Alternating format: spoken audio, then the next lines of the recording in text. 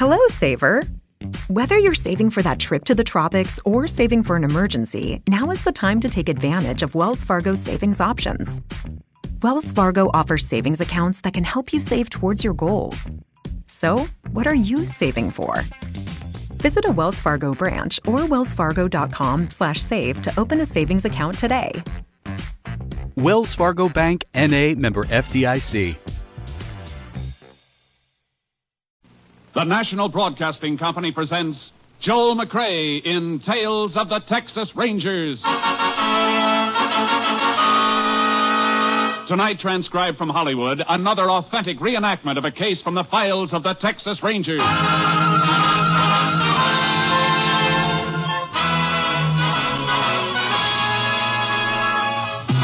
Tales of the Texas Rangers, starring Joel McCrea as Ranger Jace Pearson. Texas, more than 260,000 square miles. And 50 men who make up the most famous and oldest law enforcement body in North America.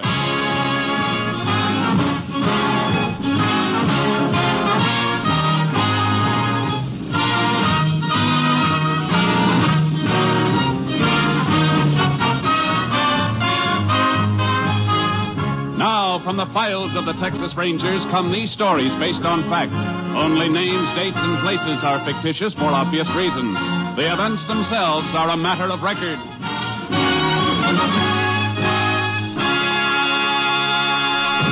Case for tonight, the Hatchet.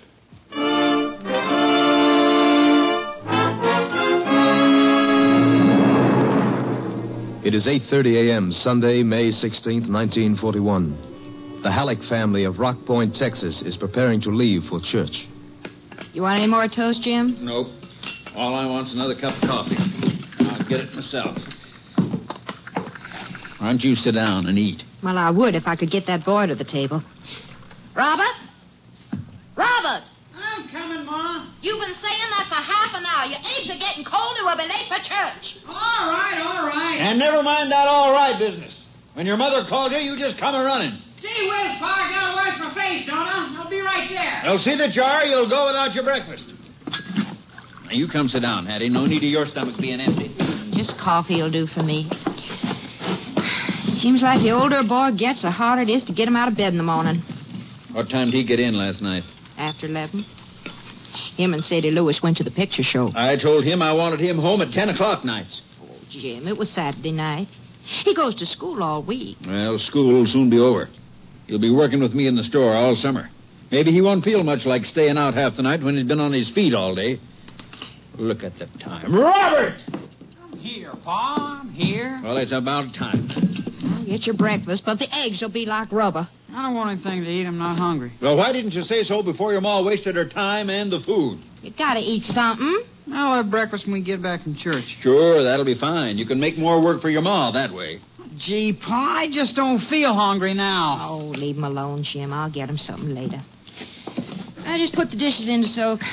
You two want to get out of my way. Why don't you go next door and tell Mr. Driscoll we're about ready to leave? Is he riding with us again? Yes, he's riding with us again, so stop sulking about it. Come on. You ought to be glad to have your teacher for a neighbor. You wouldn't be at the head of your graduating class if it weren't for his helping you. I see enough of him in school without seeing him Sunday, too. Yeah. Well, when you get away to college in the fall, you might be wishing you had somebody like him close by to give you a hand. Ring the bell.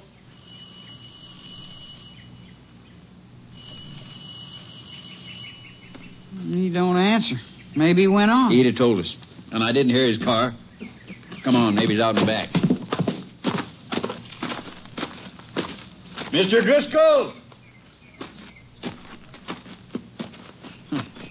That's funny. Run up the back steps and take a look in the kitchen window.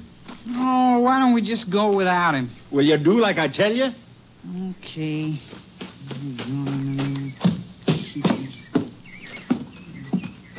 See anything? No, he ain't. Pa! Pa!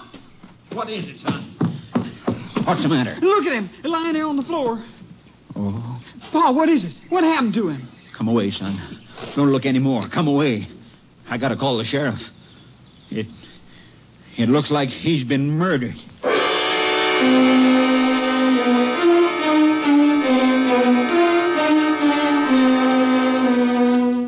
Sheriff Alvin Jeffers took one look at the scene of the crime and put in a call for the assistance of the Texas Rangers. Ranger Jace Pearson was assigned. Mighty bloody job, Jace. No weapon in sight. Nope. Judging by the marks, though, it was something with two edges, one blunt and one sharp. Probably a hatchet, Sheriff. Either that or two weapons. It's possible, but not likely. You say the JP's been here? Mm-hmm. As soon as we're finished, the body will be moved into the funeral home for autopsy. Establish time of death. That'll help. Where'd your call come from? Neighbors next door, the Hallecks. Man, wife, and son. Man and boy spotted Driscoll through the window when they come to get him for a lift to church. I'd like to talk to him. Sure, I told him to stick to home. We can go out back and hop the fence. Avoid that crowd out front. Good. The front room looked like Driscoll went in big for books. Yeah, he was an English teacher at the high school. Halleck's boy, Robert, was in one of his classes, I think. Driscoll live alone? Mm-hmm. A widower. Here, step on this box and hop the fence. You go ahead. I can get over without it. Okay. Well, Halleck saw us coming. There he is at the back door. Howdy, Sheriff. Ranger. Come on in. Thanks. Ranger Pearson, Jim Halleck. Howdy. Oh, my wife, Hattie, and my boy, Robert. Howdy. Howdy, Ranger. You found Driscoll's body this morning? Me and Robert. Saw it through the window. What time? About 8:45. That's when we always leave for services. Oh, Jace, I ought to call my office. Have the funeral home come for the body now. All right, go ahead. Mind if I use your phone, Halleck? Help yourself. I'll show you where it is, Sheriff. Oh, you'd better stay, Robert. Okay. You and your dad found the body. Would you mind, Mrs. Halleck? Not at all. In here, Sheriff. Thank you. Either of you see Driscoll yesterday or last night? We both saw him outside last night, a little after 6. I was coming home from the store. I sell groceries. Robert was outside waiting for me so he could take the car. Big date, huh? Yeah. What was Driscoll doing? Digging a flower border on his lawn. You talked to him? Just called to him after Robert took the car and drove off. Asked if he planned on riding to church with us. No sense taking two cars when neighbors are going to the same place. I see. That all? That's all. You didn't hear anything during the evening or the night? Nope. Me and Hattie turned in a little after 9. How about you, Robert? What time did you get home? What time did you get home? You can tell him I know you was late. Your mother heard you come in. A little after 11. Where were you? To a picture show with Sadie Lewis. What did you see? I don't remember the name of it. Bing Crosby's in it.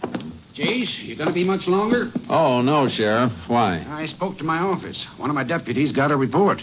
Rancher named Finney chased somebody off his place with a shotgun last night. Doorbell, Hattie. I'm going. Did the deputy think the report might have anything to do with the Driscoll's murder? Who knows? Fella Finney saw was doing something around a cattle tank, though. Good place to get rid of a weapon. Cattle tanks have been used before. Well, maybe we ought to go out and take a look. Yeah. Robert? It's Jean to see you. Hi, Bob. Hi. Hi, Mr. Halleck, Sheriff. Hello, Gene. Gee, I just drove in to see if Bob wanted to go out to the shack and camp, and I saw that crowd in front of next door. Somebody killed old man Driscoll, huh? Yeah, I can't go with you today. Well, yeah, guess not. Are you helping the sheriff, Ranger? We're helping each other. Well, boy, I sure hope you catch that guy. Mr. Driscoll was the best teacher we ever had. We'll try to square things for him, Gene. Coming, Jace? Yeah. Thanks for your help. We may want to talk to you again later. You're sure welcome, Ranger. Bye. Bye, ma'am. So long, folks. Bye. So long, Ranger. Who was that kid, the one who just came in? You mean Gene? No, name's Gene McCready. Pal of Robert's. They go to school together. Why? Just wondering. Robert Halleck ever give any of you any trouble around here? Yeah, we'll take my car. No, he's a good kid. Why? I just got a feeling he was covering up for something, that's all. Like what? If I knew that, I wouldn't be wondering about it. How far to Finney's place? Turn off to the right about 6 miles out. Just this side of the Lewis place. The Lewis place? Well, Robert Halleck says that he was out at a movie last night with a girl named Sadie Lewis. Yeah, she lives out there. Mike Lewis' daughter. Only 15, but a big girl for her age. Lewis watches her like a hawk. I'd like to stop by the Lewis place and talk to that girl. Okay, we can go out there after we check at Finney's.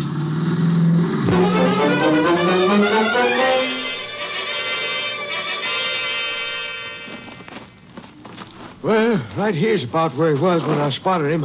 I called, but he started to run. I threw a load of buckshot after him. You didn't see who it was? No, it didn't. I was too far off, about 300 feet back toward the house. What time was that, Finney? Oh, just before 11 o'clock last night. Wasn't that kind of late for you to be out here? Well, I'd been visiting. I was cutting across the ranch, walking home. From where? Mike Lewis's place. We get together Saturday nights, play cards. Oh, not for money, just passing time. You always carry a shotgun when you're passing time? Well, matter of fact, I do. Bag a jackrabbit once in a while, going, coming between here and Mike's place. So I always stowed a gun just in case. I see. I see better than you do, Jace. I've eaten out here. Mrs. Finney can do more things with a jackrabbit in a pot than most women can do with a chicken. Okay, I was just checking. Now, about the fellow you saw. Oh, yeah. Well, like I said, when he didn't answer my call, I fluffed him with a shot. Don't think I hit him, though. A little too far. Barely saw him as it was. Which way did he take off? Well, that way. Highway's about a mile across country there. You chase him? Yep, sure did. But I reckon he was a lot younger than me. Well, what makes you say that? Well, after 2 minutes of running, I was puffing like an engine in a tunnel. He was pulling away with every jump. Is there anything around here he might have been trying to steal? No, not a thing. Unless he was trying to make off with a cow, and there'd be nothing to try on foot. Well, Sheriff, guess we'd better chuck our boots and hop in there. Into my cattle tank? That's right, Finney. But what for? If we're lucky, the weapon that was used in the killing of the high school teacher, Driscoll.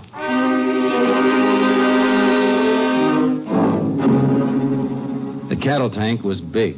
The bottom was covered deep with a couple of inches of oozing mud and slime. And we slithered around in it for almost half an hour. Pretty thick along the bottom, Jace. Yeah, it sure is. I was going to have it cleaned out next month. Looks like we're going to have to save you the trouble and the expense. We'll have to call a pumping crew, Sheriff. Yeah, looks that way. Hey, give me a hand up, Finney. All right, now, easy. Thanks. Wait over here, Jace, and we'll boost you out. Okay, Sheriff. Well, we're sure going to feel silly if we have this pumped out and there's nothing here. We'll feel sillier if we don't have it done and there is something here that turns up later. I think we ought to... What's the matter, Jace? Feel something. Here, under my foot. Yeah, I felt it coming over this way, too. Some stones in the mud. No, this is metal. Wait, I'll get it. What is it, Jace? Look for yourself, Sheriff. Just about what we're looking for. A hatchet.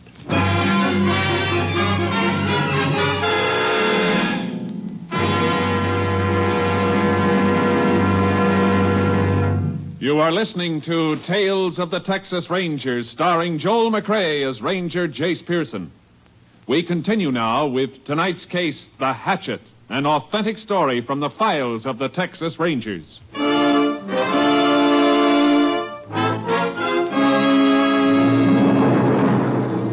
was the murder weapon, all right. The blood had been washed away from most of it, but there was skin tissue and hair that had stuck to the blunt end, and... Yeah, I reckon that's it, all right, Jace. But who threw it away on my place, and why? The killer wanted to get rid of it in a place he thought nobody'd be liable to find it. Must have thought of this spot last night. That means he knew the place. He wouldn't cross the range on foot unless he did. You say he ran off that way? That's right. Like Sheriff said, the highway's about a mile. He could have left a car there he was getting back to, or he might have cut off in another direction when you lost him. You have horses here, don't you, Finney? Why, sure, but nothing like the one you're towing in that trailer behind your car. It's really a horse, Ranger. I think so, too. What I want is a mount for the sheriff here. Where do you figure on riding, Jace? Out on the range, see if we can pick up a trail. I'll unload charcoal and start ahead, and you walk back to the ranch house and get one of Finney's horses and catch up to me.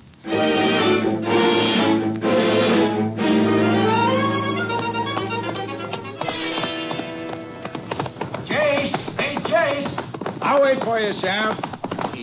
Easy, boy. Find anything? Track's all right. Not too heavy on this ground, though. They're easy to lose. Yeah, but this is a straight shot from the ridge.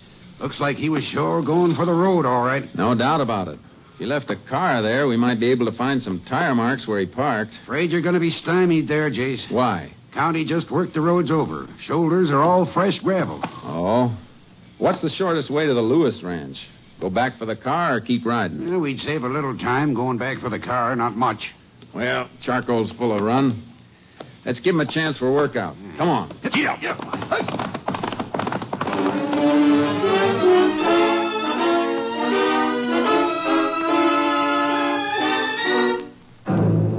The Lewis Ranch was big and well kept, but there was something dismal and brooding about it. When we got inside, I knew what it was. It was as though the place were reflecting the personality of the heavy-browed man who owned it. So you want to see my daughter, huh? That's right. What about? Just want to ask her where she was last night? She was into the movie house with Robert Halleck. We'd like a little more information than that, Mike. The ranger... I know everything my daughter does. I can tell you anything you want to know.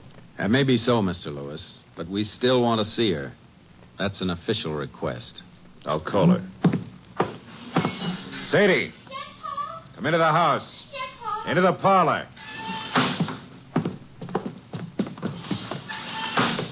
Oh. I didn't know anybody was here. Sheriff and the ranger want to talk to you. They don't think you and Robert was at the show last night. Nobody said that, You don't Lewis. have to say it. Look, if you can't keep out of this, you can take your mind-reading act into another room until we're finished. It'd be better if you didn't interfere, Mike. Go ahead, ask. Maybe I'll be interested in the answers, too. Sadie, don't be nervous. Just tell the truth. Were you with Robert Halleck last night? Yes. Where'd you go? We went... Where did you go? To the movie. Remember the name of the picture? The new one with Bing Crosby. You saw that with me a month ago when I took you to Sweetwater. I saw it again. There's no other show to see in town, is there? Robert brought you the ticket stubs, didn't he, Pa? Brought you the ticket stubs? That's right, Ranger. Brought me the stubs. When my daughter's supposed to be someplace, I want to make sure she's there.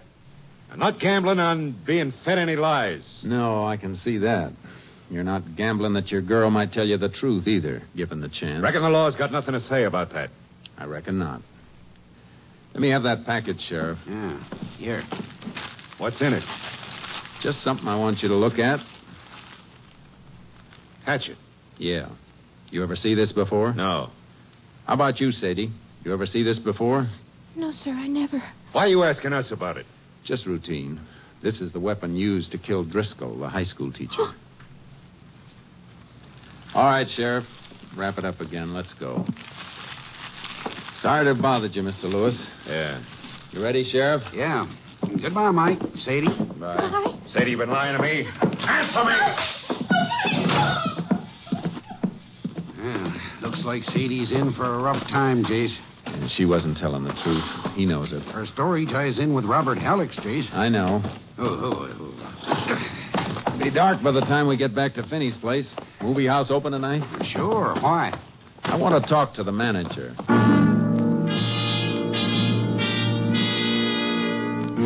The theater was a small-town showplace. The manager couldn't remember seeing Robert Halleck and Sadie Lewis. He referred us to the ticket taker. The ticket taker turned out to be Robert Halleck's pal, Gene McCready. Come on, Gene, talk up. Was Robert here for the show last night, or wasn't he? I don't know. He's your best friend, and you were on the door last night. If he came in, you saw him. Yeah, he was here. Did he stay for the whole show? No. No, he didn't stay for any of it. How do you know? Did you see him leave before it was over? Well, he didn't even go in. He just stopped by to get a couple of ticket stubs from me. So that's it. Why didn't you tell us that right off? Because I promised Bob that if anybody asked, I'd say him and Sadie was here. Well, why would anybody ask? Bob thought Sadie's father might. He's asked me before when they were supposed to be here. Well, I guess that's what we wanted, Jace. Yeah, it's part of it, not all of it. Gene, I want you to forget that I asked you anything. Understand? Yes, sir. Let's go, Sheriff. I guess we better pick up Robert Halleck and the Lewis girl, Jace. Not yet. All we know is they didn't see the show. That isn't enough. Don't see why not. This wasn't just a transient thing. Driscoll didn't have no enemies, unless it was one of his pupils hated him. We can narrow it down to one student, though. Not until we've checked on all of them. I'm going to sleep on this tonight. When school opens tomorrow, I'm going out there.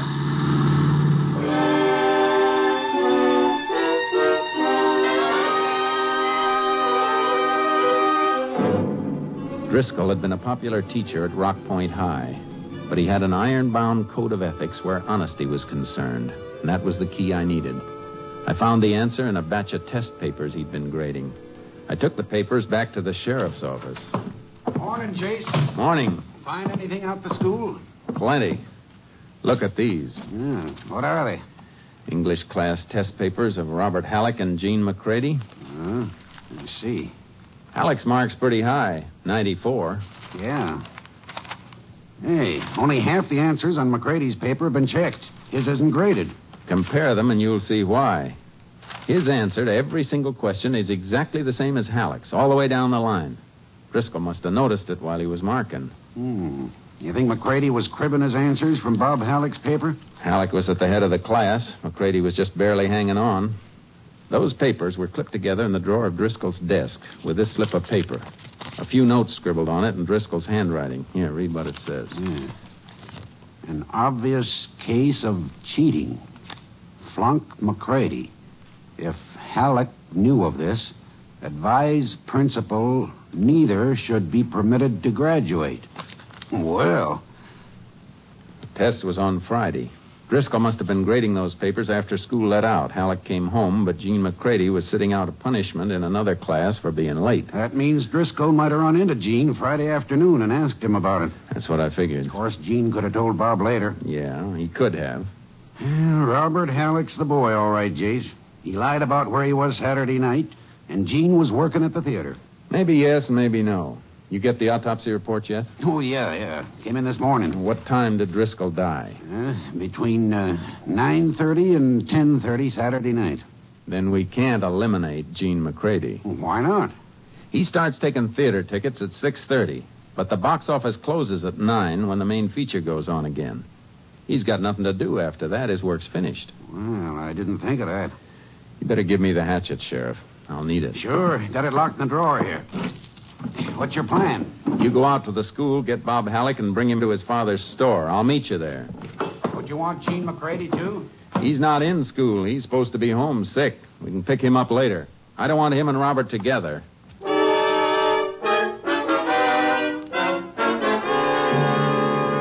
Ranger, you're crazy. Crazy, I tell you. Now, calm down, Mr. Halleck. You admit the hatchet comes from your place. No. A minute ago, you said it did. Well, it disappeared months ago. It was lost. It got lost again in a cattle tank. Where's your car? Out back. Through that door. All right, let's look it over.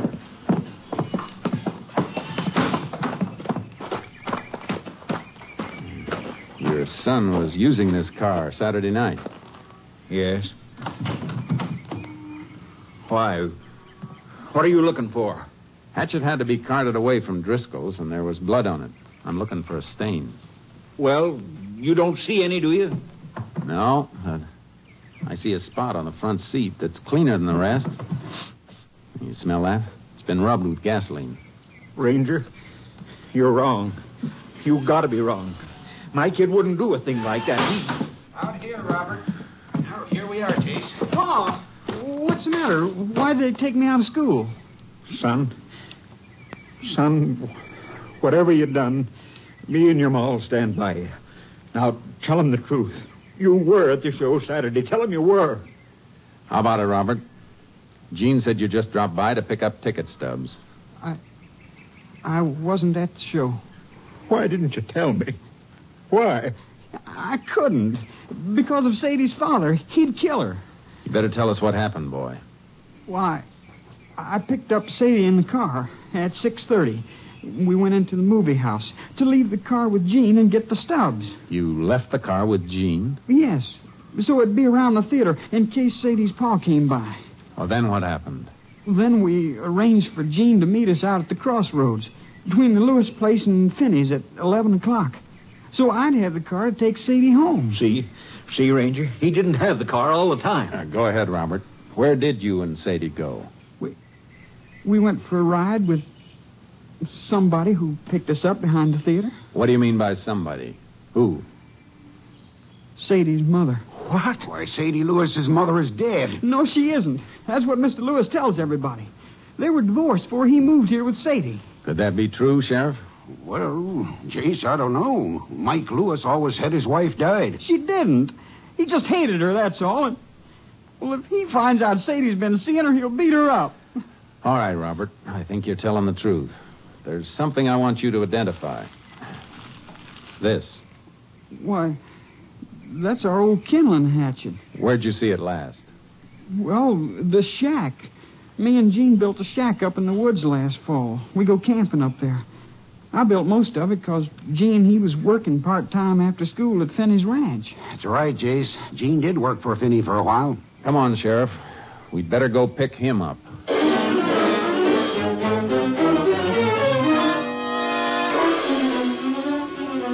Gene McCready wasn't at his home, and he wasn't sick. We got the location of the shack he built with Robert Halleck, got horses, and rode into the woods to look for him. There's the shack, Jace, just through that clump of trees. Yeah. Come on, Sharky. Hey, the door's opening. It's Gene. Howdy, Gene. What are you doing up here? Just come up to take you into town, Gene. A few things we want to ask you about. Well, like what? Like how you spent Saturday evening between the time you stopped taking tickets and the time you met Robert at the crossroad between the Lewis place and Finney's. Come on, Gene. I'll boost you up behind me. Well, can I get my jacket? It's inside. Go ahead. Hey, he don't look guilty, Jace. Not a bit rattled. I know. Well, we could be wrong, but you better give me your holster, Sheriff, if he's going to ride behind you. Yeah, I guess you're... Look out, Jace! Oh! You hit, Sheriff? No, but I hit him. He had a rifle in there. Stepped out shooting just as you leaned over. Oh, you hit me. Yeah. Let's see. There's a flesh wound through the side. I didn't want to hurt him, but Mr. Driscoll wasn't going to let me graduate, the old fool. All right, shut up and hold still till I fix this wound. Will he be all right, Jace? Yeah. I'm sorry I had to do that, shooting a kid. Yeah, but his being a kid doesn't make you bulletproof. And it didn't stop him from killing Driscoll. There. All right, Sheriff. Let's rig a litter and carry him in.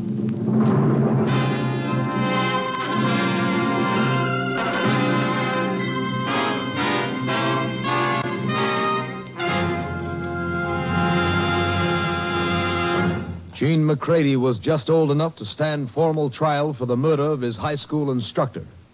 On September 20th, 1941, he was taken to the state penitentiary at Huntsville to serve out a sentence of 25 years.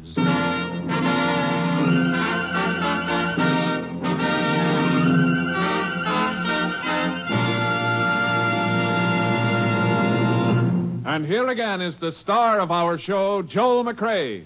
There's a poem that was sent to me by Captain M.T. Lone Wolf Gonzalez, who's commander of Company B of the Texas Rangers. It's not only amusing, but seems to reflect the thoughts of many a police officer. I hope you'll enjoy hearing it. It's called Not Guilty. I guess I've seen 1,000 men go in this jail and out, from tramps with month-old whiskers to rich men with the gout. Not one of them was guilty of the crimes the law accused. Seems they were all just victims of some officer's abuse.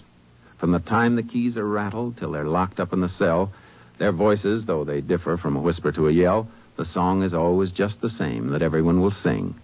I don't see why they put me here. I haven't done a thing. Makes no difference what they've done or how mean the crime has been. When they're locked behind those prison bars, they're always free from sin. Though the evidence be solid and their voice with guilt may ring, they'll stand right up and tell you, I haven't done a thing. Good night, folks. See you again next week. Good night.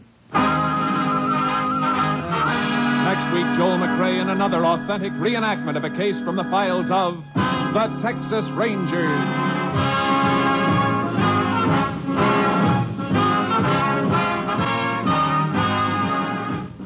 Joel McCrea is currently seen starring in the Universal International Technicolor production, Frenchie. Tonight's cast included Tony Barrett, Parley Bear, Mike Barrett, Sam Edwards, Joe Duvall, Tom Cook, and Gerald Moore. This story was transcribed and adapted by Joel Murcott, and the program was produced and directed by Stacy Keach. Hal Gibney speaking.